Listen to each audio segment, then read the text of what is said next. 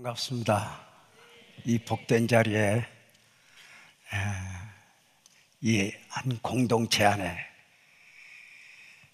이 예배 안에 함께할 수 있게 하신 주님께 영광입니다. 바라기는 이 창립 43주년 성회에 나름 은혜를 끼친다고 왔는데, 제가 성도님들 한 분 한 분 보면서 또 목사님 계속 만남을 가지면서 제가 더 많은 것을 담고 갈 수 있겠다는 기대가 있습니다. 은혜는 주고받는 거잖아요. 일방적인 게 아니잖아요. 그래서 이렇게 말씀을 전하면서도 하나님은 저에게 또 어떤 은혜를 주실까 이렇게 기대하곤 해요. 돌이켜보니까 3월 달에도 왔다 갔어요.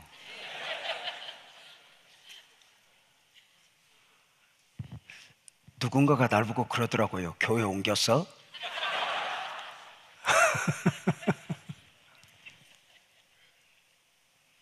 뵐 때마다 좋네요.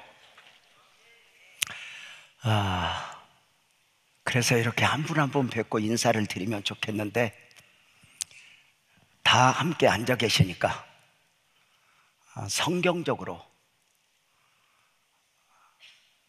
창립 43주년을 맞는 은혜 한인교회 공동체에게 성경적 질문을 하면서 말씀을 전하고 싶어요.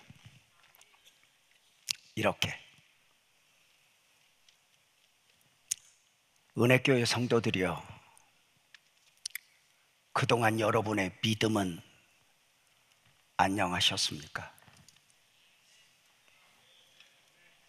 지금 여러분의 믿음은 안녕하고 있습니까? 우리가 몸도 안녕해야 하고 우리 삶도 안녕해야 하고 우리 자녀들도 안녕해야 하고 국가도 안녕해야 하고 교회도 안녕해야 하지만, 한 사람 한 사람 한 사람 믿음이 안녕해야 하는 이유는 너무도 분명한 사실입니다. 믿음에서 무너지면, 믿음이 믿음 아니게 되면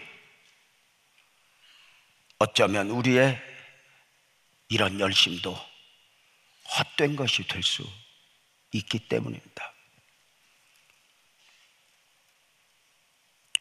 우리 모두는 믿음 안에서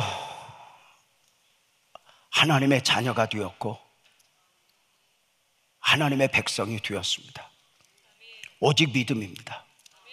다른 것 없습니다. 그래서 요한복음 1장 12절은 분명하게 말합니다. 영접하는 자, 곧 그 이름을 믿는 자들에게는 하나님의 자녀가 되는 권세를 주셨다고 말입니다. 우리는 믿음 안에서 하나님의 자녀가 되었을 뿐만 아니라 오늘 하루하루의 삶을 믿음으로 살아내게 됩니다. 아무나가 아닙니다. 로마서 1장 17절은 말씀하죠.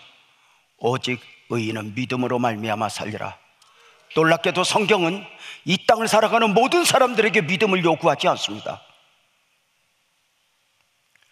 오직 의인은, 당신이 구원을 받았다면, 죄와 사망에서 자유했다면, 천국 백성이 되었다면, 하나님의 복음을 알았다면 당신의 삶은 믿음으로의 삶이어야 해 라고 말합니다.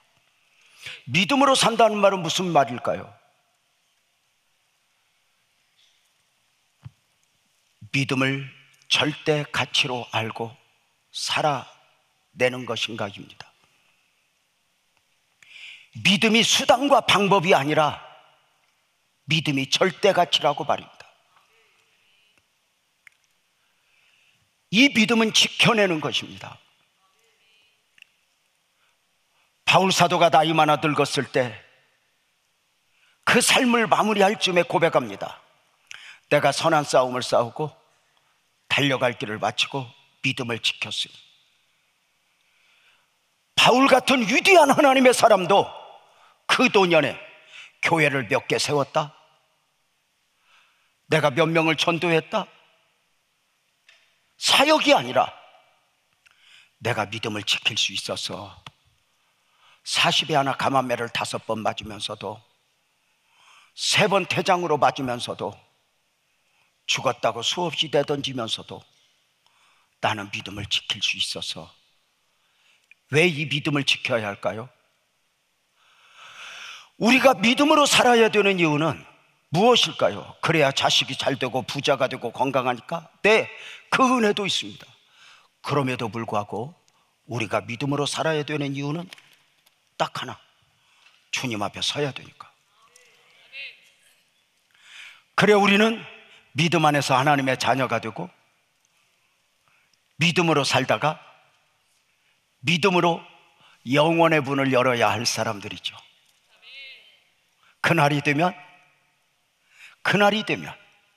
주님이 오시든 내가 가든, 그날이 되면 우리는 믿음 안에서 영원의 문을 열고 믿음 안에서 주님을 만날 수 있죠. 다른 건 없어요. 갑자기 어릴 때 불렀던 노래가 생각이 나요. 돈으로도 못 가요. 그죠? 하나님 나라. 힘으로도 못 가요. 하나님 나라. 어여뻐도 못 가요. 하나님 나라. 맘 착해도 못 가요.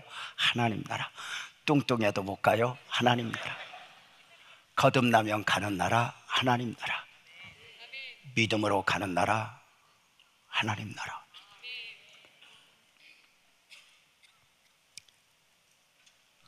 그날이 오기까지 나는 믿음을 지키고 있는가? 믿음을 수단과 방법이 아니라 절대가치로 여기고 있는가?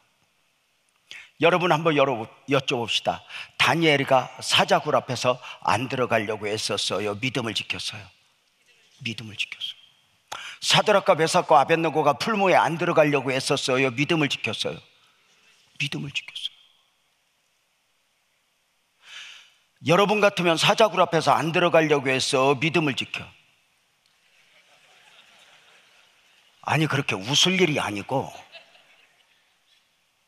종종 후배들이 물어요. 선배, 어떻게 해야 목회를 잘해? 나도 모르겠어. 얼마나 많은 목사님들이 목회를 잘하고 싶어하고 교회 부흥을 원해요. 그래 묻는 거예요. 그래서 목사님들 모임에 가면 다 대화를 해보면 목사님들 꿈에도 소원이 교회 부흥이에요. 나는 한 목사님 뵈면서 놀라는 건 이 정도면 될 것 같은데 만날 때마다 부흥 이야기를 해요. 이 정도면 되지 않았어요? 근데 아니에요. 교회 부흥은 본질이에요. 이 부흥을 통해서 생명 구원의 역사가 일어나니까, 그래서 부흥을 꿈꾸는 거예요. 부흥을 주세요. 부흥을 주세요. 부흥을 주세요. 어느 한날은 교회에서 예배당에서 가슴을 쥐어뜯으면서 부흥을 주세요. 부흥을 주세요. 막 갈망하며 한쪽에서 싸우는 거예요. 네가 그만큼 실력이 있냐? 네가 그걸 담아낼 능력이 있냐? 그릇 되냐? 아무것도 없어. 그러나 분명한 건 부흥을 주셨으면 좋겠어. 부흥 주세요. 부흥 주세요. 그런데 우리 아내가 밥 먹으래요.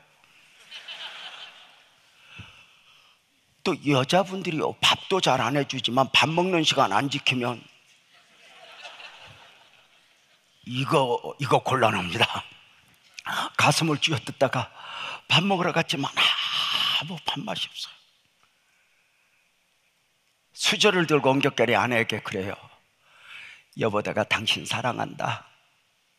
그랬더니 우리 아내가 눈도 깜빡 안 해요. 30대 40대만 해도 내가 당신 사랑한다 그런 말로라도 고마워 여보 그러더니 50 넘어 60 넘으니까 사랑 그따위고 아무 소용없어. 돈을 내놓으래. 돈.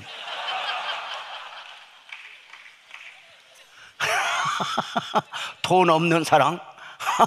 돈을 여보 내가 당신 사랑한다 그랬더니 대답도 없어. 그 아내에게 이렇게 말했어. 근데 여보, 내가 당신 사랑하지만 당신이 나보고 손가락 하나 잘라달라면 이혼할 거다. 나는 당신 없이는 살아도 손가락 없이는 못 살아. 이것도 의도적으로 한 말이지만 30대 40대 같으면 화냈을 거야. 이제 50 넘어 60 넘어 모든 걸 초월하는 우리 아내 한마디로 끝냈어. 잘라달라고 안 할게. 밥이나 드셔. 뭐 여자가 그 정도 살았으면 여유이지 뭐. 말 한마디 갖고 상하고 그러면 그것도 혼자 힘든 거지 뭐. 근데 그 아내에게 이렇게 말했어. 근데 여보야, 당신이 잘라달라면 손가락도 못 잘라줄 것 같은데 교회만 부흥된다면 팔도 다리도 다 잘라줄 것 같아. 그리고 앉아서 울어버렸어요.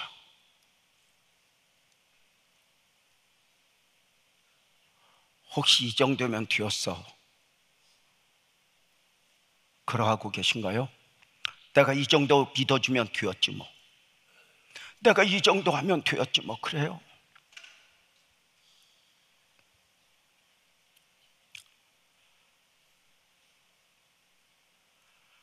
그 저에게 후배들이 종종 물어요. 선배 어떻게 해야 목회를 잘해 모르겠어. 그때마다 묻는 후배들이 있어요. 선배, 내가 선배를 잘 알아. 선배는 다른 교회가 한 번 만나기도 힘든 많은 아픔들을 겪었거든. 그 아픔들을 어떻게 극복하고 어떻게 해결하고 여기까지 왔어? 그때마다 답을 해요. 모르겠어, 은혜지. 그런데 분명한 것은 하나님은 내게 은혜를 주실 때 어떤 문제가 있을 때 이 문제를 어떻게 해결하지 보다는 이 문제 앞에서 어떻게 믿음을 지키지? 다니엘이가 사자굴 앞에서 믿음에서 무너지지 않으려고 애썼던 것처럼 사드락과 메삭과 아벳느고가 풀무 앞에서 무너지지 않으려고 애썼던 것처럼 다윗이 창 들고 칼 들고 자신을 죽이겠다 하는 사울 앞에서 10년을 엔게디가 향해 도망다니면서도 사울이라는 문제를 어떻게 해결할까 보다는 그 앞에서 믿음에서 하나님의 사람으로서 무너지지 않기 위하여 몸부림을 쳤듯이 나는 오늘 또 믿음을 지키고 있는가? 믿음이 믿음되고 있는가? 오늘 첫 시간 여러분과 함께 베다니촌에 사는 3남매 이야기를 좀 하려고요. 잘 아시죠? 베다니촌의 3남매 마르다, 마리아, 나사로. 이 3남매는 참 행복했어요. 성경에서 보니까 이들 부모 이야기는 나오지 않는 걸 보면 아마도 부모는 계시지 않았던 것 같아요. 생활도 넉넉지 않았고. 그렇지만 참 행복했어요. 참 행복했어요. 왜냐하면 예수님의 남다른 사랑을 받았거든요. 그래서 여러분 성경에 보면 예수님이 어떤 집에 가서 하룻밤 주무셨다, 식사하셨다 이런 기록 별로 없지만 이 집에는 자주 가셨어요. 혹시 그림이 그려지는가? 뭐 아시는 분 대답해 봐요. 예수님이 이 집에 가시면 마르다 마리아가 얼마나 좋아했겠어요. 예수님이 이 집에 가시면 마르다는 어떤 마음으로 예수님을 맞았을까요? 예수님 뭐 드실까? 마리아는 어떤 마음으로 은혜를 받았을까요? 예수님을 맞았을까요? 아, 예수님 이번에는 어떤 은혜 끼쳐주실까? 아닌 게 아니라 어느 날 예수님이 마르다 마리아 집에 전화를 걸었어요. 마집사, 내가 너희 집 신방 갈 거다. 얼마나 좋았겠어요. 한 목사님도 그러하시지만 저도 우리 성도들에게 신방 간다고 그러면 거의 막 기뻐서 뛰는 분들이 있어요. 제가 하루는 교회 식당에서 이렇게 식사를 하다가 집사님 한 분이 지나가는데 괜히 감동이 와요. 집사님, 내가 내일 집사님 집에 신방 갈게. 네? 그러더니 땅바닥에 주저앉아 버렸어요. 그리고 앉아서 울어요. 안 와도 된다고. 말씀만 들어도 나 응답 받았다고. 여러분, 예수님이 가신다면 얼마나 좋아요. 마르다, 마집사, 내가 너희 집 신방 갈게. 여러분, 예수님 신방 오신다 소리 듣고 마리아 얼마나 흥분했겠어요. 저들이 각자 기다리는 마음은 달라요. 마르다는 우리 예수님 지난번에 된장찌개 드셨는데 이번에 청국장 드실까? 한 목사님 그러하듯이 예수님도 한식을 좋아하는 것 같아요. 어떤 것 드실까? 마리아는 어떤 마음으로 예수님, 이번에 예수님 오시면 어떤 은혜 주시려나? 지난번에는 출애굽기 해주셨는데 이번에는 절기를 해주시려나? 성막을 해주시려나? 사모하는 마음으로 기다려요. 사모하는 마음으로. 아닌 게 아니라 예수님이 오셨어요. 예수님 오시니까 저들이 기다렸다는 마음 그대로 마르다는 예수님 환영하면서 어디로 가요? 부엌으로 가서 음식을 부지런히 준비해요. 마리아는 어디로 가요? 예수님 모시자마자 예수님 무릎 앞에서 아멘 아멘만 해요. 아멘 아멘 아멘. 시간이 흘러요. 시간이 흐르다 보니까 예수님 무릎 맡아서 아멘 아멘 은혜 받는 마리아가 열받아. 부엌에서 음식장만 하던 마르다가 열받아. 그지. 여러분들도 그룹에서 이렇게 예배드리다 열받아. 식사당 번호다 열받아.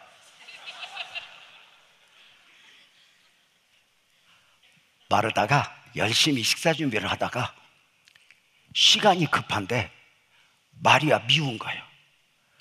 저것이 여시 같아가지고 할 것은 안 하고 예수님만 오시면 그냥 무릎 맡아서 아멘만 한다고. 속상 거예요. 마르다 마음도 이해가 되지. 그 옛날 얼마나 그 음식 준비하기가 힘들었겠어. 뭐 주방기구가 뭐 있었겠어. 냄비가 뭐가 있겠어. 옛날 우리네 엄마들 생각하면 참 대단했던 것 같아. 그 불편한 부엌에서 뭐 다 부족했잖아요. 다 없었지 뭐. 거기서 아침, 점심, 저녁 3끼 가족들 다 먹였던 엄마들 얼마나 고생했을까. 요즘 여성들은 주방이 호텔 같아. 그릇도 없는 게 없어. 솥도 몇 개, 후라이팬도 몇 개, 수저도 수십 개. 하여튼 뭐 전자레인지, 오븐 뭐 다 많아. 식당에도 들 만큼 많아. 그리고 밥을 안 해.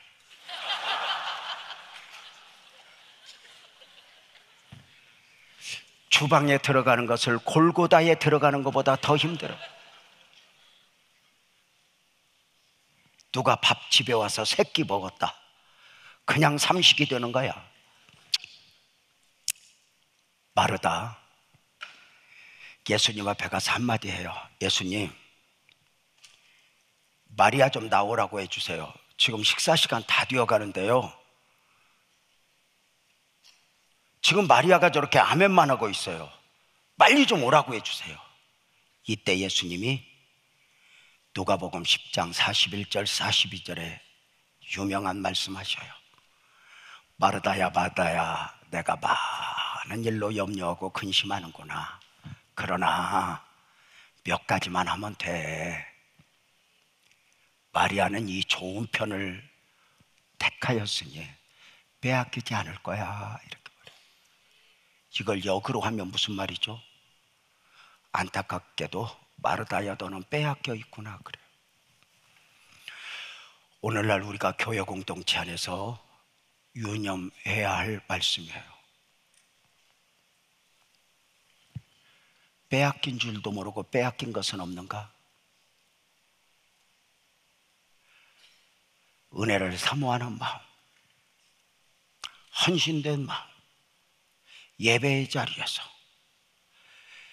이렇게 말하잖아요. 당신이 기도를 하지 못하고 있다면 바빠서가 아니라 빼앗긴 거라고.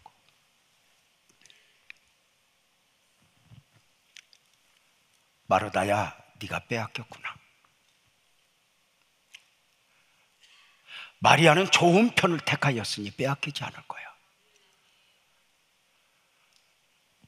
창립 43주년 맞는 은혜교회 성도들이야. 여러분 신앙적 삶에서 혹시 무엇이라도 빼앗긴 것이 있습니까? 특별히 은혜를 사모하는 마음, 우리가 이 사역을 감당하는 만큼 은혜가 보충되지 않으면 마리아가 짜증이 났던 것처럼 우리가 사역을 감당하면서 짜증이 혹 나거나 힘들면 누구 때문 무엇 때문인 것 같아도 그만큼 은혜를 공급받지 못하고 있는 것은 아닐까? 어떠세요? 우리가 얼마나 그 은혜를 사모하는 마음이 있어요. 저도 보냄을 받았어요. 중요한 게 있어요. 저로부터 나오는 은혜가 얼마나 되겠어요? 저는 늘 이렇게 외치거든요. 따라서 봐요. 설교는 크게 설교는 목사님에게 듣고 기대는 하나님께. 이거예요.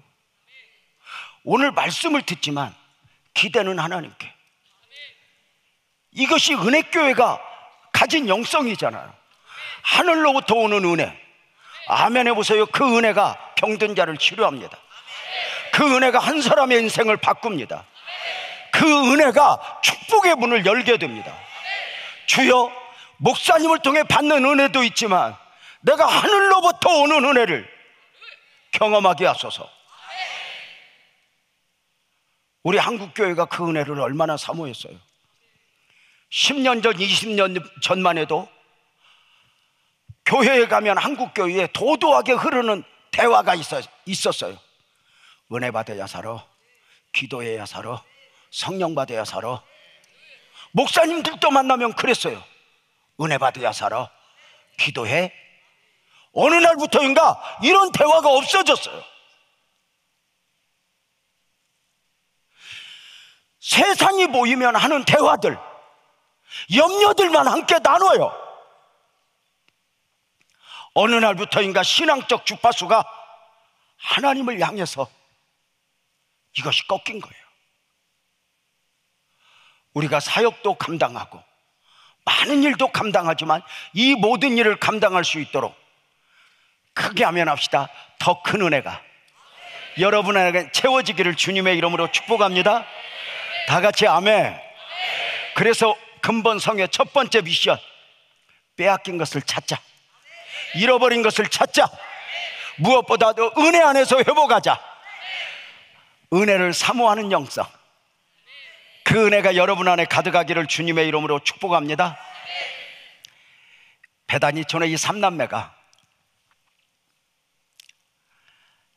행복하게 그 삶을 엮어가는 과정 중에 이 가정에 어두운 먹구름이 밀려왔어요.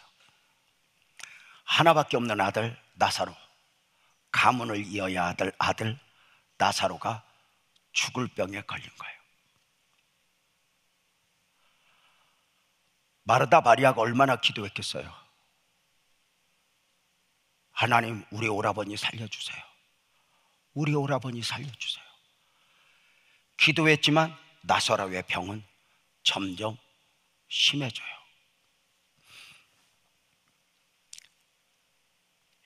예수님만 오시면, 예수님만 계시면 우리 나사로 살아날 텐데, 예수님이 계시면 우리 오라버니 살아날 텐데, 그런데 예수님은 기다려도 오질 않아요. 참 신기해요. 평소에는 와서 밥도 잘 잡수더니 필요할 때는 안 와요.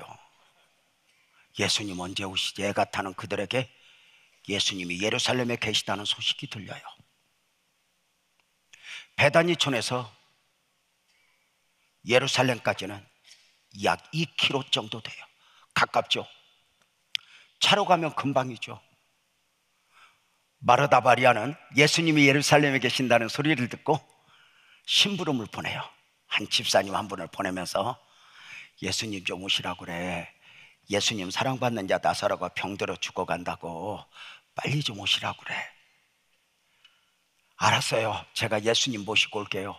그래서 심부름 가는 사람이 단숨에 뛰어가서 예루살렘에 가서 이렇게, 예수님, 마르다 마리아가 기다려요. 예수님 사랑받는 자 나사로가 병들어 죽어가요. 빨리 가셔요. 빨리 가주세요. 그렇게 말씀드리면 예수님이 얼른 신방 가방 싸들고 나사로가 아파, 얼른 가자 그러실 줄 알았더니 무슨 일로 분부하신지 말씀만 주는 거예요. 그 말씀이 요한복음 11장 4절이죠. 예수께 들으시고 가라사대 나사로의 병은 죽을 병이 아니야. 하나님의 영광을 위한 병이고 이 일로 하나님이 영광을 받으시게 함이야. 우리식으로 표현하면 걱정하지 말라 그래. 나사로는 죽을 병이 아니라 하나님의 영광을 위한 병이라고. 여러분, 묻겠습니다. 이 응답을, 이 축복을 목사님이 주었어? 예수님이 주었어? 예수님이 주었어. 안 죽는데 하나님의 영광을 위한 병이래. 이 말씀 앞에 심부름 사람 아멘 했겠어, 안 했겠어? 아멘을 10번도 더 했을 거야. 아멘, 아멘. 예수님 말씀은 틀림이 없잖아요. 단숨에 달려왔더니 마르다 마리아가 그래요. 예수님은 걱정하지 마세요. 예수님은 그러는데요, 안 죽는데요. 그래서 하나님의 영광을 위한 병이래. 그럼요. 마르다 마리아도 흥분해. 그래가지고 누워있는 오라버니 나사로한테 그래. 오라버니, 예수님이 그러는데 안 죽는데 하나님의 영광을 위한 병이래. 그래. 아멘, 아멘. 하나님의 영광을 꿈꾸고 아멘 하면서 그 죽을 병이 아니라 이제 회복될 것이라고 믿는데, 문제는 하루하루 더 심해져 가는 거예요. 말씀이 말씀되지 못하는 거예요. 왜 이러지? 그러는 사이에 거룩한 상상을 해봐요. 교회에서 신방 왔겠어, 안 왔겠어? 왔을 거야. 마집사, 나사로 좀 어때? 괜찮아요. 예수님이 그러는데 죽을 병이 아니래요. 하나님의 영광을 위한 병이래요. 내가 말씀을 받았어요. 그래, 말씀대로 되면 좋겠네요. 그럼요, 말씀대로 되죠. 믿음 없는 소리 하지 마세요. 문제는 외치면 외칠수록 나사로가 죽어가는 거야. 어느 날 숨 넘어가려고 그래. 여러분, 한번 물어봅시다. 마르다 마리아 나사로가 죽어갈 때 예수님에게 사람을 한 번만 보냈겠어? 더 보냈겠어? 나 같으면 10번도 더 보내. 이제 거룩한 상상을 한번 해봐요. 빨리 갔다 와. 너 늦게 가면 지금 나사로 숨 넘어가. 빨리 가서 모시고 와. 심부름 가는 데는 막 뛰어가요. 예수님 앞에 가서 이렇게 해요. 예수님, 나사로 숨 넘어가는 거 보고 왔어요. 빨리 와주세요. 예수님, 빨리 가셔야 돼요. 이때도 예수님은 하나도 걱정 없어. 똑같은 말씀이야. 안 죽는다니까. 하나님의 영광을 위한 병이라니까. 묻겠습니다, 여러분. 여러분도 아멘은 안 했지만 그렇게 또 가서 예수님 오시라고 그러니까 안 죽는다고 할 때 그 사람이 아멘 했겠어, 안 했겠어? 하나님 말씀이 때로는 그래. 때로는 그 말씀이 우리를 흥분시키는데, 때로는 그 말씀이 삶에 들려 아무 역할도 못하는 거예요. 예배는 드리지만, 말씀은 받지만, 이 말씀이 말씀될 것인가? 아멘 할 수가 없어.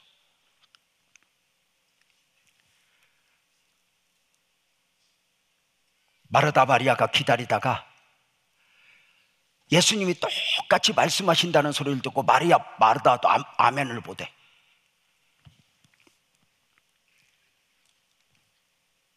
누워있는 오라버니한테, 오라버니, 예수님이 그러는데 안 죽는데 그냥 하나님의 영광을 위한 거래. 그냥 아멘도 없어. 문제가 생겼어. 죽어버렸어. 여러분, 한번 물어봅시다. 말씀대로 됐어, 안 됐어? 아멘 한 대로 됐어, 안 됐어? 안 됐어. 마르다 마리아 울면서 장례 치러. 울면서 장례 치러. 성경에 보면 죽은 지가 나흘 됐대. 썩어서 냄새가 난대. 울면서 장례를 치러. 아마도 교회에서 조문 왔을 거야. 물론 위로도 했겠지만 어떤 사람, 이런 사람 없었을까? 안 죽는다며? 하나님의 영광을 위한 병이라며?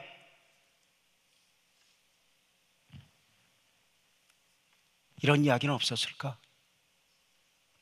마르다 마리아 울면서 치러. 장례를 치러. 예수님 오시라니까 안 오셨어. 말씀이 말씀되지 못했어. 아멘이 아멘되지 못했어. 자, 이제 여러분에게 묻겠습니다.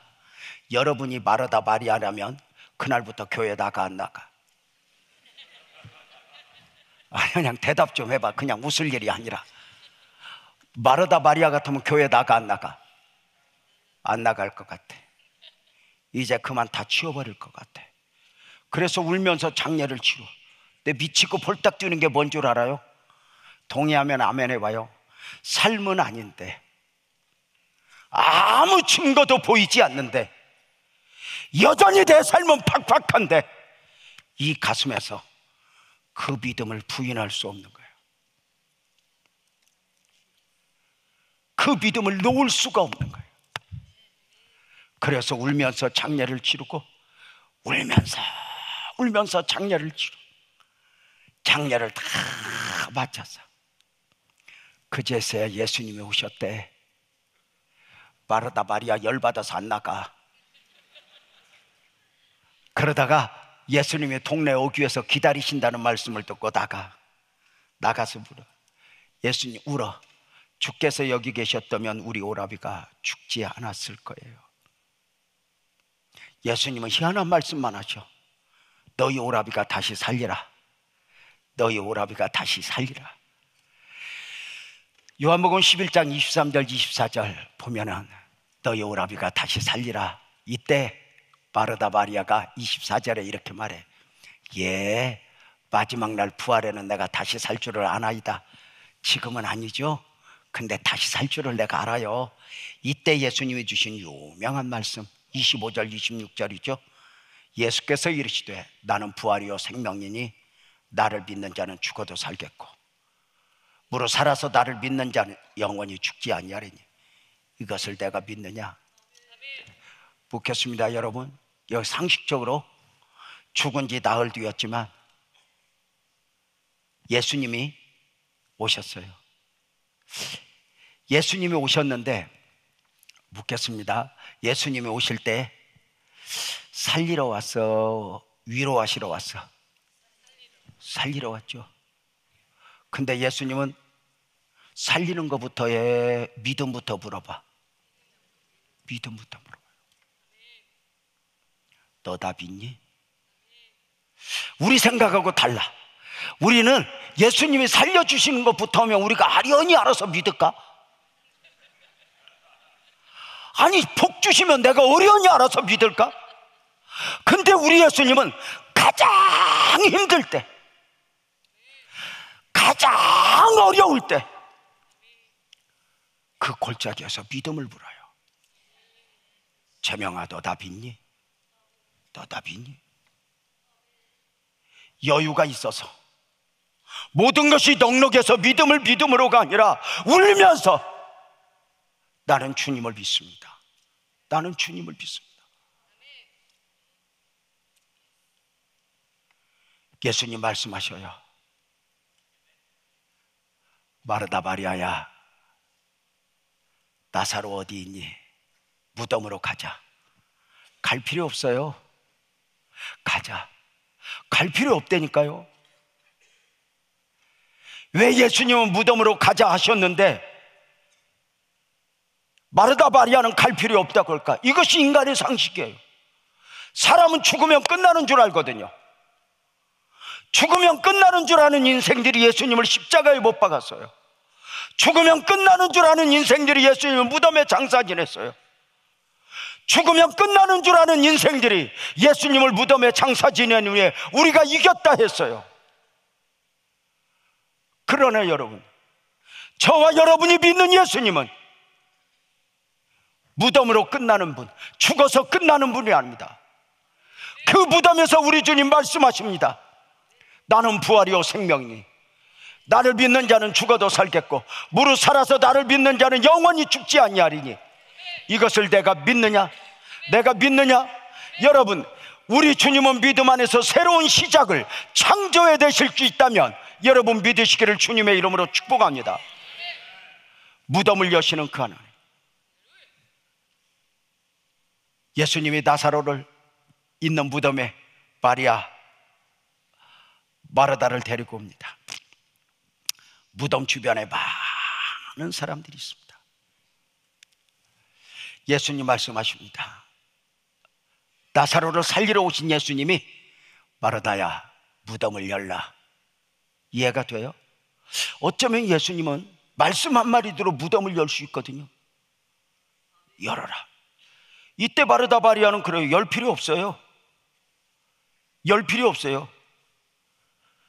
죽은 지 나흘 됐어요. 이미 다 끝났어요. 요한복음 11장 39절에 그러죠. 다 끝났어요. 열 필요 없어요. 이때 예수님이 주신 말씀이 근본 부흥회의 주제, 요한복음 11장 40절이죠. 예수께서 가라사대 마르다 마리아야, 내 발이 내가 믿으면 하나님의 영광을 보리라 하지 아니하느냐. 우리는 이 말씀을 보면서 주님이 우리 모두에게 더 큰 은혜를 주시면 좋겠어요. 마르다 마리아야, 무덤을 열라. 열 필요 없어요. 열 필요 없다니까요. 여러분, 무덤 하면 무슨 생각이 나요? 다 끝났잖아요. 근데 주님은 다 끝났다고 하는 생각을 열으래요. 내가 믿으면 하나님의 영광을 보리라. 여기서 저는 국어학적으로 좀 생각을 해볼 필요가 있다고 생각해요. 내가 믿으면 하나님의 영광을 보리라. 번역이 좀 문제가 있는 것 같지 않아요? 여러분 한번 물어봅시다. 원래 이렇게 번역해야 될 것 같지 않아요? 무덤을 열라. 열 필요 없어요. 열어. 그래야 나사로가 살지. 이게 아니에요. 믿으면 하나님의 영광을 보리라. 열면 하나님의 영광을 보리라. 이렇게 말해요. 믿으면 나사로가 살리라가 아니라 하나님의 영광을 보리라. 여기서 한번 엎어서 생각을 해볼까요? 이 밤에 함께 하신 성도님들 묻겠습니다. 마르다 마리아가 끝까지 안 믿으면 나사로 살까 못 살까? 크게 살까 못 살까? 이미 예수님은 나사로 살리러 오셨어요. 마르다 마리아가 믿지 않아도 나사로는 살아요. 그러나 분명한 거 있어요. 믿어야 되는 이유는 하나님의 영광을 보이기 위함이에요. 하나님의 비전, 하나님의 섭리, 나를 향하신 하나님의 계획, 하나님의 영광을 보이시기 위함이에요. 처음에 말씀하셨던 바 그대로 아멘 해봐요. 말씀이 말씀되게 하기 위해서, 아멘이 아멘되게 하기 위해서, 내가 처음 믿었던 그 아멘이, 그 믿음이 열매를 거둘 수 있도록 축복하시기 위해서 무덤을 열라. 믿으면 네가 하나님의 영광을 보리라. 분명한 거 있어요. 주변에 있는 사람들 믿음 없어도 나사로가 살아나는 기적은 다 봤어요. 나사로가 살았대, 나사로가 살았대, 난리가 났어요. 그러나 하나님의 영광은 볼 수가 없어요. 우리가 모든 사건 앞에서 내가 믿으면 하나님의 영광을 보리라. 이 밤에 우리가 사모해야 될 것, 아멘 크게 합시다. 주여 더 큰 믿음을 주옵소서. 더 크게 아멘. 그 이상을 보게 하소서. 내가 보고자 하는 기적 넘어 하나님이 보여주시고자 하시는, 하나님이 응답하시고자 하시는 하나님의 영광을 향하여 눈이 열릴 수 있도록 아멘 합시다. 내게 더 큰 믿음을 주옵소서. 환경은 늘 끝났다고 그래요. 늘 무덤 앞에서 나는 이제 끝났나 봐 절망하게 되죠. 오늘 첫 시간 말씀을 준비하면서 창립 43주년이니만큼 참 우리 교회도 교회지만 지난 43년 동안 어떻게 이 길을 왔을까? 오늘도 목사님 종일 이렇게 함께 식사하면서 많은 과정을 말씀 들었어요. 저도 이제 철 들었나 봐요. 이렇게 좋은 교회를 가면 와 좋다, 장로님들 멋지시다, 막 대단하다, 이렇게 보이는 것만 보이는 것이 아니라 안 보이는 게 보여요. 무엇이 보이냐면 교회가 여기까지 오는 동안 목사님은 몇 번이나 죽었다 살아났을까? 사모님은 몇 번이나 도망가고 싶었을까? 교회가 그냥 돼요? 아니요. 모든 교회가 세워진다고 여기까지 와요? 아니요. 얼마나 많은 과정을 거쳐야 돼요. 저는 36년 전에 교회 개척의 꿈을 갖게 됐어요. 하나님, 저에게 개척할 수 있는 은혜를 주세요. 교회를 개척하고 싶어요. 개척하고 싶어요. 그렇게 아내와 함께 기도하는 가운데 여러분의 조국 한국의 상처받은 땅 안산이라고 하는 곳을, 당신은 반월이었거든요. 거룩한 부담을 주셨어요. 그곳에 가자. 그래서 기도를 많이 했어요. 하나님 이제 교회를 개척하려고 하면 해요. 이제 감동을 주셨는데 하나님 돈을 주세요. 돈을 주세요. 그랬더니 하나님이 돈을 안 줘요. 하여튼 제가 경험한 하나님은 돈부터 절대 안 줘. 그래서 내가 웃으면서 하는 말이, 하나님은 자기가 돈이 없어도 되니까 우리도 없어도 되는 줄 안다고. 근데 감동만 주는 거야. 그래서 너는 아브라함처럼 갈 바를 모르고 걸음을 옮겨야지 이렇게 앉아서 달라고만 하냐 하는 마음이 와요. 그래서 기도를 많이 하고 이제 안산이라고 하는 하나님이 주신 감동 받아서 안산이라고 하는 곳에 상대적으로 돈이 없는 만큼 가난한 동네 갔어요. 92년 된 교회가 있어요. 성광교회가. 그 옆에 성광부동산이 있어요. 그래서 문을 열고 들어갔더니 교인인가 보다 그러더니 성광교회 달력이 걸려있어요. 그래서 안녕하세요, 교회 나가세요? 그랬더니 내가 성광교회 집사요. 웬일이세요? 그래서 제가 목사인데요, 제가 교회 개척하고 싶거든요. 예배 드릴 만한 공간 하나 없을까요? 그랬더니 비즈니스니까 돈은 얼마나 가져왔어요? 그래서 없는데요. 그래서 없는데 왜 왔냐고. 그래서 하나님이 감동을 자꾸 주셔서 이리 왔다고. 그러니까 그 부동산 사장 하는 말이 걸작이에요. 그러면 감동을 주신 양반한테 가지 왜 나한테 왔냐고. 그래 말이요. 그게 나도 의문이라고. 왜 하나님이 나를 이곳에 보냈는지 의문이라고. 그랬더니 양반아 가시오. 없어. 그런데 우리는 또 야성이 있어요. 좀 약간 바보 같은 기질이 있어.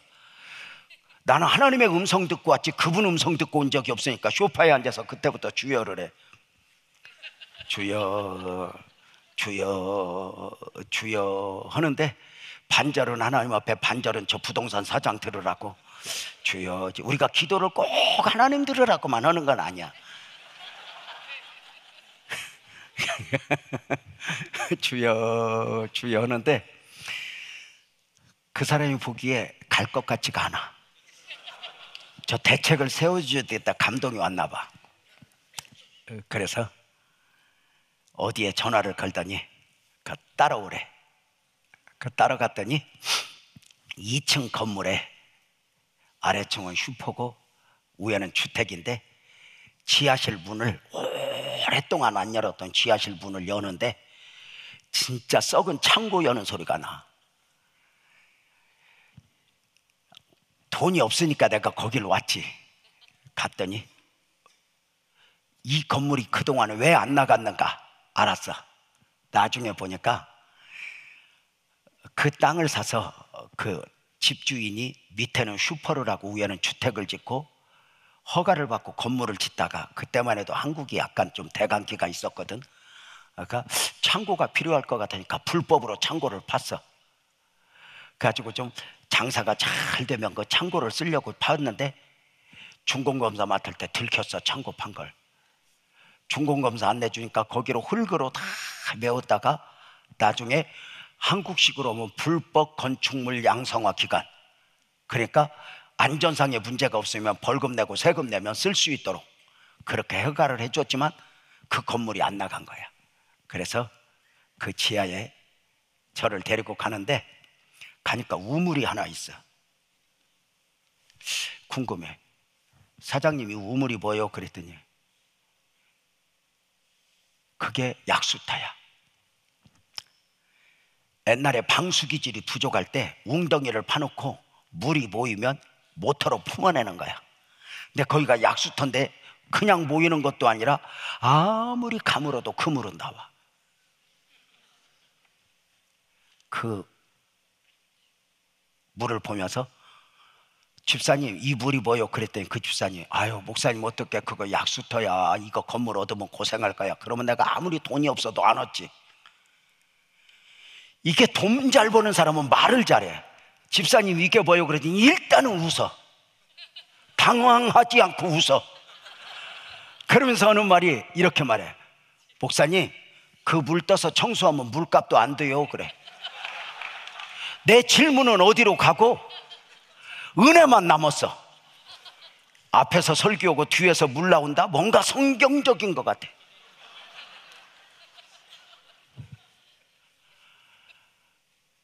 그 건물을 얻어서 몇 년간 지하실에서 있는 동안 얼마나 습도가 차는지 강대상이 2번 썩어 주저앉았어.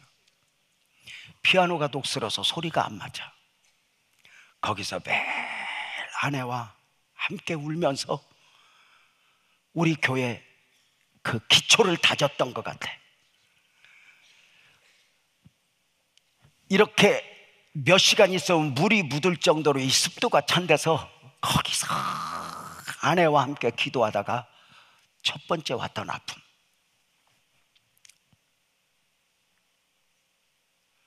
어느 날 식사하러 갔는데 우리 아내가 목에서 피가 한 주먹이 나오는 거예요. 악 가면서 이렇게 닦으면서 울어. 제가 처음 봤지 우리 아내가 몇 번 그랬던 것 같아. 당신 왜 그래? 그랬더니 여보 나 아파. 많이 아파. 아픈 지 얼마나 됐어? 한참 됐어. 왜 아프다고 얘기 안 했어? 그랬더니 우리 아내 그래, 여보 미안해. 당신 교회 개척하는데 힘든데 내가 아파서 힘들까 봐 무서웠어. 여보 미안해 그래. 그 아내 데리고 얼른, 아픈 게 왜 미안한 거야 여보야. 그리고 병원에 갔지만 거기서 열심히 치료하는 중에 그때만 해도 결핵약이 한 주먹이야. 결핵, 등막 모든 것이 와르르 무너진 가운데 의사가 어느 날 그래, 목사님 사모님 집에 가면 안 돼. 시골로 요양 보내. 시골로 요양을 보냈더니 어느 날 아버님한테 연락이 왔어. 유 목사, 여신이가 점점 더 심해지네. 얼른 가서 그 아픈 아내를 데리고 안산으로 왔어. 그 시골에 가 있는 동안 교회 없지, 남편 없지, 애들 없지, 독한 약 먹지, 와르르 무너진 가운데 그 아내는 그 뒤로 한 12년 동안을 할머니 같이 살았어. 엄마인데 엄마가 아니게, 아내인데 아내가 아니게. 우리 애들은 어릴 적부터 울면 엄마 이러고 우는 애들이 없었어. 아빠 그리고 울어. 아내가 누워있으니까 때로는 내가 신방 가방을 싸면 우리 애들이 자기들도 옷을 입어. 그리고 이렇게 말해, 아빠 오늘 우리 누구한테 맡겨?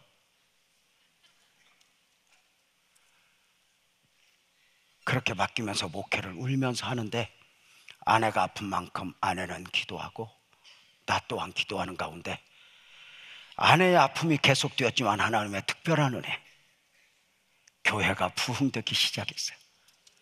그 과정도 있지만 분명한 것은 그 지하실이 앉을 자리가 없도록 부흥된 거예요. 여러분 이거 지금 여기서 사니까 지하실이 가득 찼다 그래도 지금 콧방귀도 안 뀌는데, 이게 그 지하실이 앉을 자리가 없도록 이거 아직도 그래?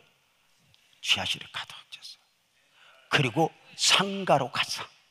너무나 물 때문에 고생해가지고 하나님 좀 물 없는 데로 보내주세요 그랬더니 높은 5층으로 보내더라고.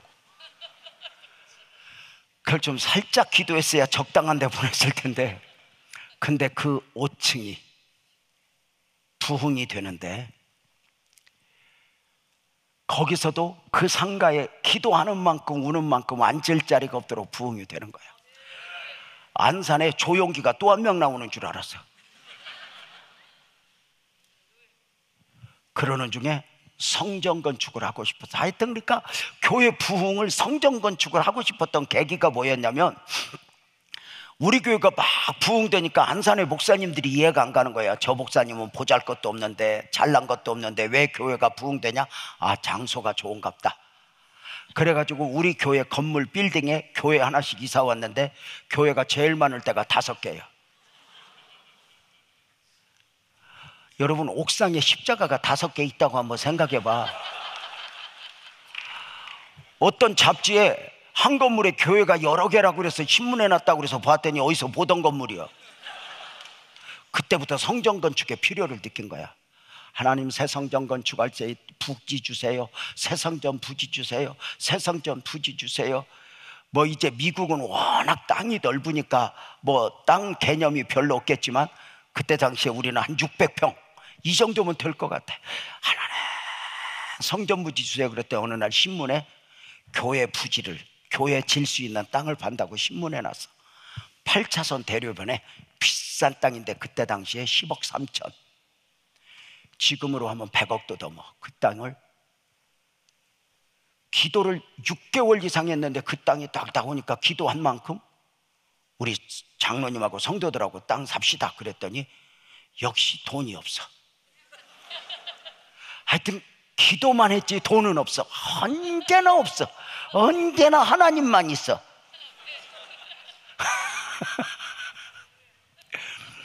그래서 장로님들하고 저 땅에 나왔는데 우리가 기도만 기도했는데, 기도할 때는 믿음 없이 했는데 이게 나오니까 이제 당장 겁이 났나 봐. 목사님, 이 건물값도 지금 택도 없이 못 갚았는데 벌써 땅 산다고 그러면 어떡합니까? 그것도 계약금이라도 있어야 순종하는데, 아, 그럼 계약금 달라고 기도하면 되지. 우리는 뭐든지 기도하면 된다고 그래. 그랬더니 또 어떤 사람이 또 누가 이민 가면서 1억 맡겨놓은 거 있다고 빌려줄 수 있대. 아, 우리는 얼른 빌리지. 계약을 했어. 그때부터 6개월 동안 그 잔금을 치르는데 사선을 넘었어. 돈이 없다. 그때만 해도 한국에서 교회 융자를 안 줘. 조금씩 막 빚을 얻는데, 하여튼 교회에서 이자는 줄 테니까 수단과 방법을 가리지 않고 좀 돈을 빌려오라고 그랬더니, 우리 아내가 이야기했는지 우리 처남이 돈을 좀 빌려왔는데 이자가 18%래. 그래서 내가 우리 아내한테, 여보, 이건 좀 너무했다고 알려줘라 그랬는데, 그때 당시에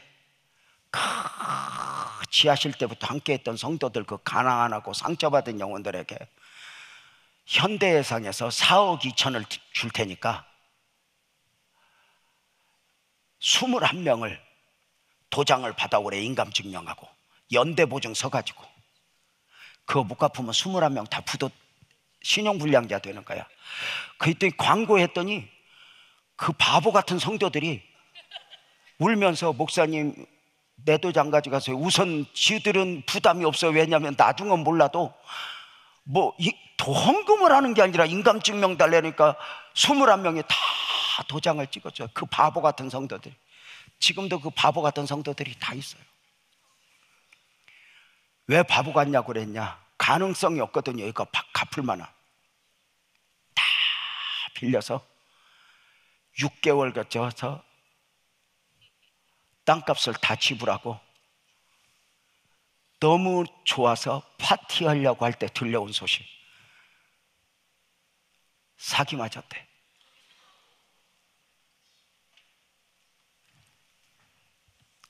알아보니까 땅 주인은 자기 친척에게 인감도장이랑 맡기고 땅을 빌려주고, 해외에 주재원으로 나갔다가 오니까 너 이 땅 가지고 먹고 살아 했는데, 이 땅을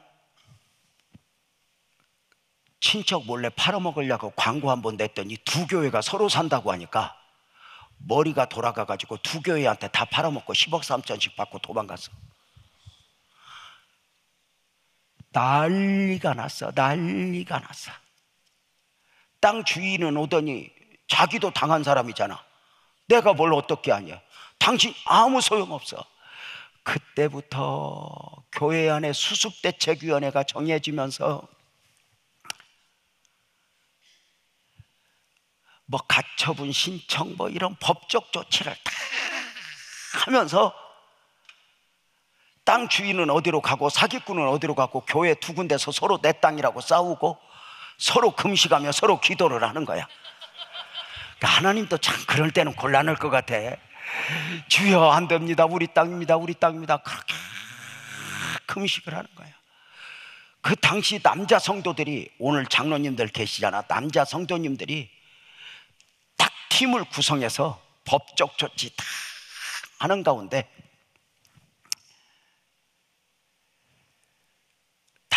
당시 안산에 법원이 없어서 수원에 가서 지방법원 앞에서 부장판사 출신 변호사를 샀어.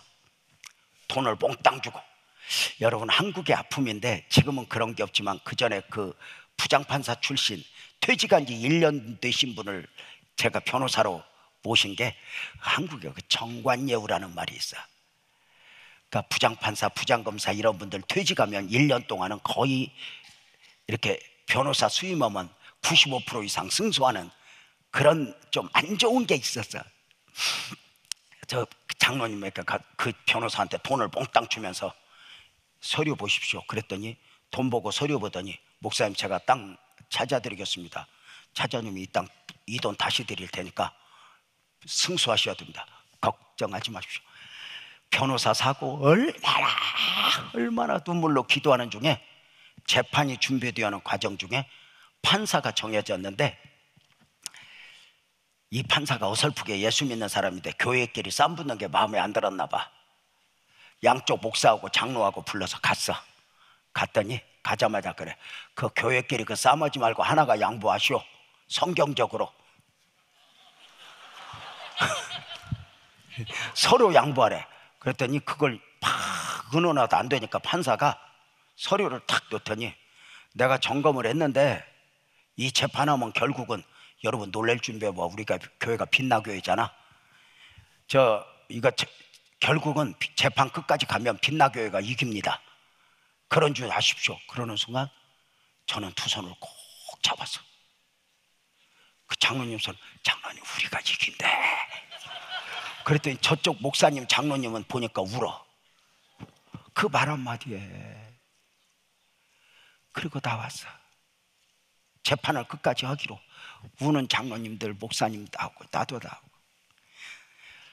여러분, 근데 죄송한 이야기인데 나는 그것을 막 서류 보고 막 그렇게 말을 한 줄 알았더니, 여러분, 재판하기 전에 원래 판사는 그런 말 하면 돼, 안 돼? 안 되지, 안 돼. 근데 나중에 보니까 우리 변호사, 부장판사 출신이 후배한테 어떻게 한 거야. 여러분 오해하지 마. 지금 한국 사회는 깨끗합니다.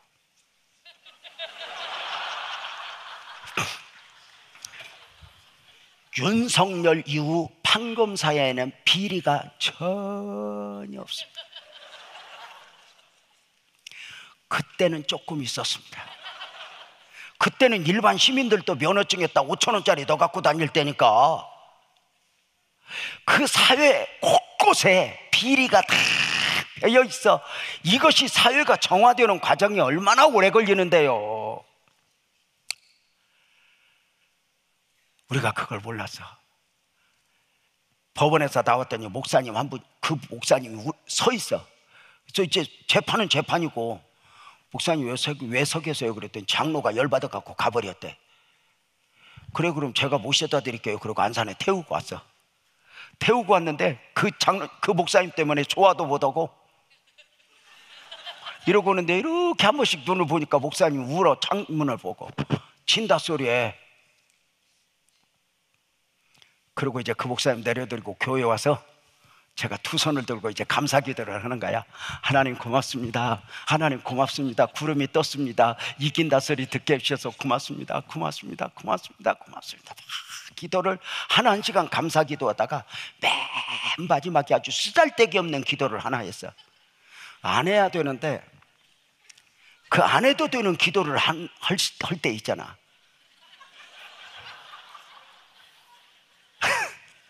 아니 그냥 내가 믿음으로 한 것도 아니야. 지나가듯 한마디 한 거야. 아까 그 목사님 울던 생각이 나서 나름 승자의 마음으로 이런 게 됐어. 하나님, 그 교회는 어떻게 해요? 아까 목사님이 울었어요. 어떻게 해요? 그랬더니 그때까지 잠잠하시던 하나님이 갑자기 음성을 들려주는데, 재명아 네가 양보해라. 그래. 싫어요. 네가 해라. 싫어요. 그 교회 보고 양보하라고 하세요. 아니요. 그 교회 보고. 그때 하나님이 도전해 오는 거야. 너 안산에 재판하러 왔니? 목회하러 왔니? 목회하러요. 너 안산에 땅 차지하려고 왔니? 생명 살리려고 왔니? 생명 살리러요. 네가 양보하면 두 교회 다 살고, 네가 싸움 걸면 두 교회 다 죽으니까 선택은 네가 해. 하나님, 그 교회 보고 양보하라고 해주세요. 그 교회 보고 선택하라고 해주세요. 막 울면서 기도하는데 그 뒤로 하나님이 바쁜지 대답이 없더라고. 아니, 우리는 애절하게 기도해도 하나님은 언제나 응답은 간단해. 내가 더 안다 뭐 이런 식이야. 내가 너와 함께 할게 뭐 늘 이런 식이야. 그 바쁜 양반한테 뭘 바라겠어. 문제는 제가 하나님의 음성을 늘 들은 것도 아니고 정말 오래간만에 들었는데, 평생에 좋은 설교자로 살고 싶었던 제가 그 하나님의 음성을 외면하면 내가 무슨 설교자로 살겠어요. 거룩한 부담을 안고 순종하기 위해서 그 자리에 앉아서 3일 금식을 했어요. 3일 금식을 다 하고 이제 주일날 성도들에게 양보하자고 해야 되는데 무서운 거야. 다 무서운 거야. 연대보증 섰던 21명은 어떻게? 그 비싼 이자 갖고 왔던 사람은 어떻게? 순종을 할 수 있어서 해요. 그래서 금식만 해. 금식만 해. 금식에도 성도들도 뭐 워낙 비상시국이니까 그러려니 주일날 모였어요. 예배 마치고 성도들과 함께 회의를 하자고 하니까 다 모였어요. 여러분 한번 물어봅시다. 우리가 기도했고 하나님이 양보하라고 감동도 주었고, 그래서 내가 금식했으니까 하나님이 저에게 양보하라고 감동 주신 하나님께서 회의 전에 성도들에게 양보하라고 감동 주었겠어, 안 주었겠어? 예? 하나님이 목사에게도 감동 주고 성도에게도 감동 주면 목회가 쉽지. 근데 하나님은 언제나 광야 60만 중에 계시는 모세에게, 나머지는 순종으로. 그러니까 하나님은 언제나 자기도 곤란한 건 빠져. 아니, 아내에게 응답 줄 때 남편에게도 응답 같이 주면 얼마나 좋아. 근데 그 두 사람도 바빠서 하나님은 아내한테만 응답을 주고, 교회가 무슨 사역을 할 때 목사님에게 감동 주고 장로님들한테 감동 주면 얼마나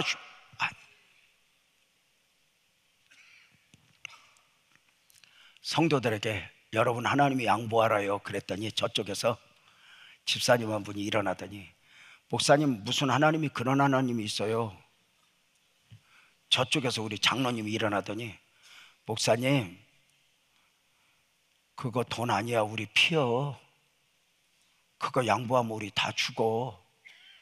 그리고 막 울어버려요. 그래서 그만합시다. 우리 대책이 없으니까 한 주간 더 기도합시다. 그리고는 다 가라고 그러고 강대상에서 한 주간을 또 금식했어요. 하나님 양보하자고 했는데 안 돼요. 하나님 어떻게 하면 좋아요? 한 주간 꼬박 금식을 했어요. 그 사이에 장로님들하고 수습대책위원들이 강대상에 와서 씨름을 하는 거야. 목사님 어려서 그래, 철없는 소리 하지만 이 양보하면 다 죽어. 연대보증선 21명은 무슨 죄야? 그 사람들 다 신용불량자 되면 목사님 그 벌을 어떻게 받으려고 그래? 이건 정상이 아니야. 목사님 양보하지 마. 막 씨름하는 중에 대답도 안 해. 나는 하나님의 음성 듣고 싶어. 하나님의 음성 들었어. 근데 순종해야 돼. 방법은 없어. 울어. 장로님이랑 집사님만 오면 우니까 도대체 저 양반하고는 이야기가 안 된다. 그래가지고 내가 혹시 도장 찍어줄까봐 우리 아내한테 가서 인감도장을 몰래 훔쳐갔어. 근데 그 사람들이 뭘 모르더라고. 내가 새로 만들어도 되는 걸.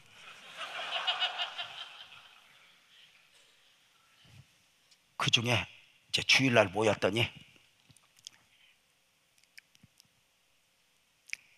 수습대책위원들은, 남자들은 이미 내가 꺾이지 않는다는 걸 알고 에이쌍하고 다 가버렸어요. 어리버리더라고 앉아서 여러분 하나님이 양보하래요, 양보합시다. 그랬더니 다 울어. 양보하겠습니다. 반대하는 사람은 손 드세요. 다 울어. 자, 그러면 양보하기로 하고 조건 없이 양보하기라고 자 결정납니다. 기록하세요. 그리고 다 보내고 방에 가서 울었어. 갈 데도 없어. 그때도 우리 아내 아팠어. 거기 앉아서 엉엉 하나님 순종하기가 너무 힘들어 그러고 우는데 우리 교회 김일선 안수집사, 당시 65세 되는 남자 안수집사님이 성도들 다 갔는데 혼자 와서 노크를 해. 목사님 거기 그만 울고 나와. 나랑 데이트 좀 하자. 그래서 나도 울어봐도 별거 없을 것 같고 차를 타고 그 집사님하고 한 바퀴 도는데 그 집사님이 손가락이 이만큼 반절이 없어 기계에 눌려갖고 목사님 힘내. 목사님 나는 백령도에서 예수님을 만났어 청년 때. 근데 너무도 분명하게 예수님을 만났어.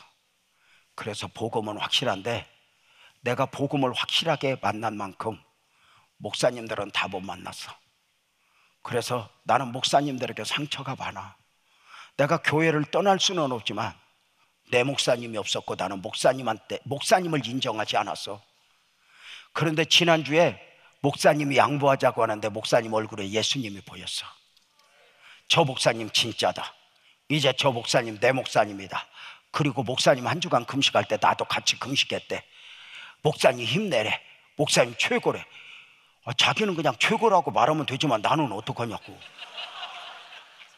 그랬더니 이렇게 안산역 옆으로 이렇게 지하로 가는데 목사님 차 좀 한쪽에 대래. 그래서 됐어. 울면서 됐어. 그랬더니 목사님 내리래. 그 답답하게 울지만 말고. 그래서 내렸어. 그랬더니 그 앞에 넓은 땅을 보여주면서 목사님 그까지 606평 그까지 10억 3천 갖고 이렇게 죽는다 사는다 울어? 하나님이 그렇게 작은 하나님이요? 좀 크게 좀 믿어봐. 야, 땅 좀 봐봐. 얼마나 덥냐. 이 대단하신 하나님을 두고 그래 그 땅 606평 갖고 그 10억 3천 갖고 죽네 사네. 힘내 목사님. 얼마나 땅이 넓어. 와, 위로가 되더라고. 이렇게 나는 위로가 됐던 이유는 난 그 땅이 지 땅인 줄 알았어.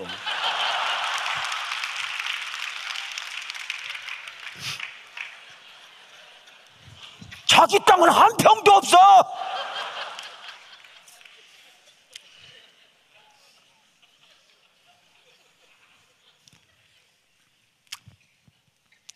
여러분 목회하면서 고마운 성도가 뭔지 알아? 말 이쁘게 해주는 성도다. 목사도 참 여려요. 말 한마디에 상처받고 말 한마디에 울고 그래. 나중에 그 집사님 하늘나라 가실 때 내가 끌어안고 울었어. 고마워. 그때 나 위로했던 거 잊지 않을게. 그 과정 중에 성도들이 저를 몰아붙이는데 함께 돈 먹었냐 소리, 뭐 호주에 집 사놨냐 소리, 얼마나 마지막 국민은행 선부동 지점에서 민영사상에 책임을 묻지 않고 양보하겠습니다. 그리고 셔터가 내려왔어서 은행문이 닫혔어서 나왔더니 우리 집사들이 그 길에서, 우리 아내는 지금도 몰라, 길에서 네가 목사야, 교회가 네 거야, 네 맘대로 해. 얼마나 삿대질을 하는지. 제가 거기서 울면서 자동차를 가지고 가는데 이대로 울다가 가면 아내가 너무 힘들까 봐 그 사거리에서 엉엉 울다 보니까 신호가 바뀌었는데 안 가니까 누가 미쳤다고 신고를 했더라고. 그 과정을 거쳐서 다 내려놨어. 밑바닥이야. 빚만 4억 2천, 현대해상만 4억 2천, 그리고 사채 빌린 거 주렁주렁 감당할 힘이 없어. 그래도 목회를 해야 되잖아. 그래도 해야 되잖아. 당시 교회가 건물에 5개가 있는데 눈 감으면 편하고 눈 뜨면 불안하고 매일 부르짖어 얼마나 목 놓아 기도했더니 밑에 층에 목사님이 올라왔더라고. 기도 좀 살살하라고. 목사님 목소리 때문에 우리 교회 예배들을 드릴 수가 없다고. 그래서 목사님 미안해 나 목사님 생각할 여유 없어. 그러고 울면서 하나님이 다시 시작할 마음을 줘. 재명아, 바랄 수 없는 중에 바라고 믿어라. 그리고 아멘 하고 제자 훈련 시켜로 이제 6개월이 됐어. 6월달, 지금 이제 6월달이 되잖아. 6월달에 열심히, 교회 뭐 떠나가는 사람도 있지만 열심히 해서 제자 훈련 시키러 가다가 우리 집사님 한 분한테 전화가 와. 목사님, 아무개 집사님이 물에 들어가서 안 나오네. 나는 장난하는 줄 알고 나오겠지. 아니야, 무슨 이야기야? 그러니까 목사님 운전 중이야. 10분 있다 운전 다 해. 그러면 운전 다 하고 내 전화 좀 받아 목사님. 주차장에 차 대놓고 10분 있다 통화했던 이래. 목사님 미안해. 그리고 막 울어. 왜? 그랬더니 6월달 여름 성경학교 준비하려고 우리 교회 학교 집사님들이, 우리 안산도 바닷가거든, 바다에 가서 조개 칼국수 먹고 함께 교회 학교 의논하려고 갔다가 차가 좀 막히니까 일찍 왔던 사람들이 기다리다가 우리 배 타고 한 바퀴 돌까? 그리고 배 타고 한 바퀴 돌다가 시와우 알아요? 유명하죠?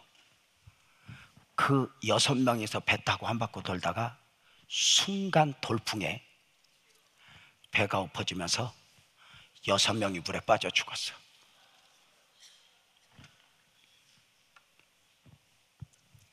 이름을 하나하나 부르는데 하늘이 무너지고 땅이 꺼져. 그때가 8시인데 6시에 사고 났대. 왜 이제 전화했니? 그랬더니 이래. 목사님 미안해. 사체 3구는 건졌는데 사체 3구가 없어. 그래. 썰물에 휩쓸려 갔나 봐. 모든 잠수부 동원해서 다 찾아. 저녁 10시에 찾았어.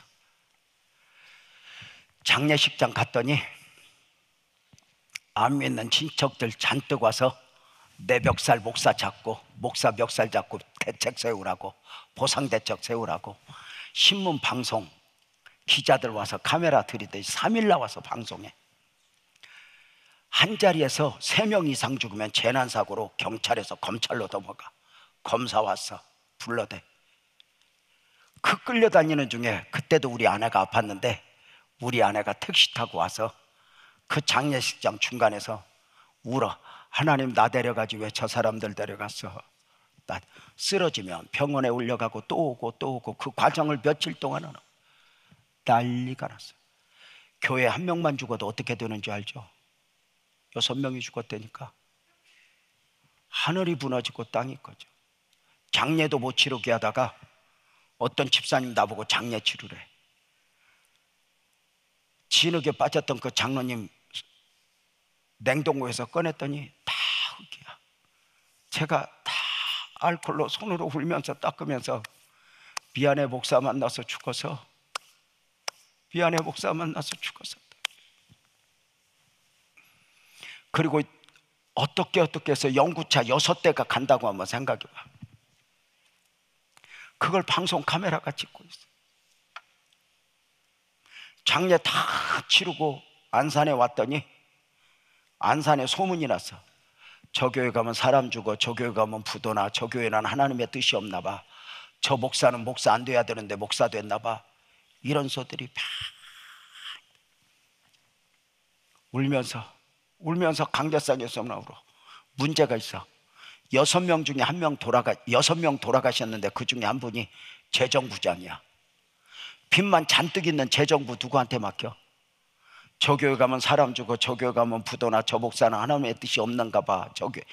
그리고 부흥동동 교회가 무너지니까 옆에서 말들이 많아. 그래 울다가 재정장부를 들고 우리 교회 집사님 한 분한테 갔어. 집사님, 재정부장 좀 하면 안 돼? 그랬더니 목사님 빚도 잔뜩 있잖아. 나 못해. 그래서 근데 나도 나 못해. 그래서 근데 집사님이 좀 맡아. 우리 함께 하자. 그랬더니 목사님 나 그 감당할 능력 없어. 그래서 내가 그러면 이 재정부 누구한테 맡기냐? 그러고 앉아서 울어버렸더니 목사님 울지 마, 내가 맡을게. 그리고 재정부장 맡고 6개월 만에 교통사고로 또 죽었어. 그러니까 하나님 이게 뭐냐? 하나님 이게 뭐냐? 이게 뭐냐 하나님? 강대상에서 눈에 진물이 나도록 그랬어.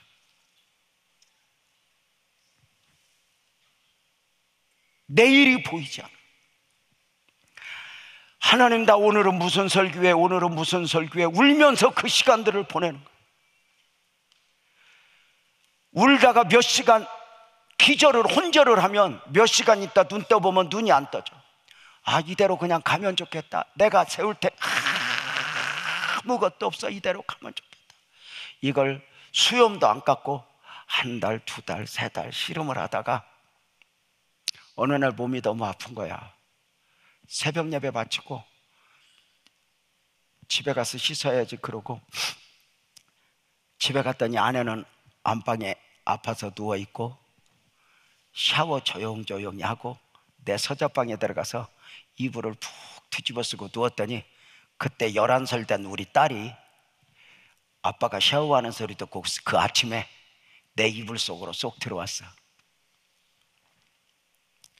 딸 왔네. 그리고 안 왔더니 그 딸이 그래. 아빠 나 뭐 물어볼 거 있다. 뭔데? 근데 아빠는 왜 엄마하고 함께 앉아?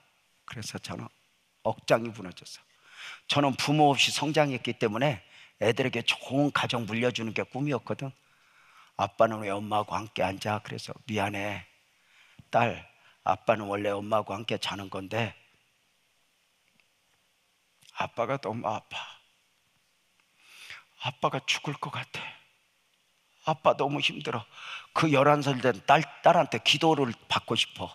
그래서 딸 아빠 기도 좀 해줘. 그랬더니 그 딸이 아빠 기도하자 내 목을 끌어안고 그때 했던 기도가 이 기도야. 하나님 우리 아빠 살려줘요. 우리 엄마도 아픈데 아빠도 아프대요. 우리 아빠 죽으면 안 돼요. 우리 아빠 죽으면 교회는 어떻게 해요? 우리 아빠 죽으면 교회는 어떻게 해요? 그 기도하는데 내가 이 딸 기도를 가만히 들어보니까 이 딸이 내 걱정하는 게 아니라 교회 걱정하고 있어. 이게 목사 자식들이야.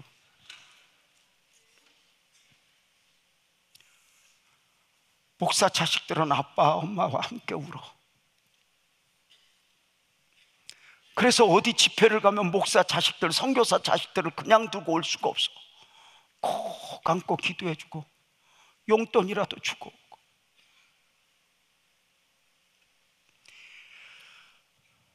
어느 날 교회에서 기도하는데 집사님 한 분이 엉금엉금 와서 다 교회가 난리 나니까 교인들 떠나도 붙잡을 명분도 없어. 엉금엉금 기어와서 목사님 그래 이렇게 돌아보니까 우리 교회 집사님이야. 집사님 왜? 그랬더니 목사님 나 기도받으러 왔어. 그래서 오래간만에 기도받으러 온 집사님이 얼마나 고맙든지 무슨 기도해 줄까? 그랬더니 그 집사님이 내 눈을 보면서 그래. 미안해 목사님 나 교회 옮기려고. 왜? 그랬더니 목사님 여기 하나님의 뜻이 없대. 여기 오면 부도나고 사람 죽는데 목사님 목사 안 돼야 되는데 목사 됐대. 나 평안한 교회 좀 갈래. 나 좀 보내줘. 근데 교회 옮긴다는 집사님이 미운 게 아니라 얼마나 부럽든지 집사님 갈 수 있어서 좋겠다. 나는 못 가. 여러분 알아? 교회 힘들면 성도는 나오네 안 나오네지. 제일 도망가고 싶은 건 목사고 사모예요.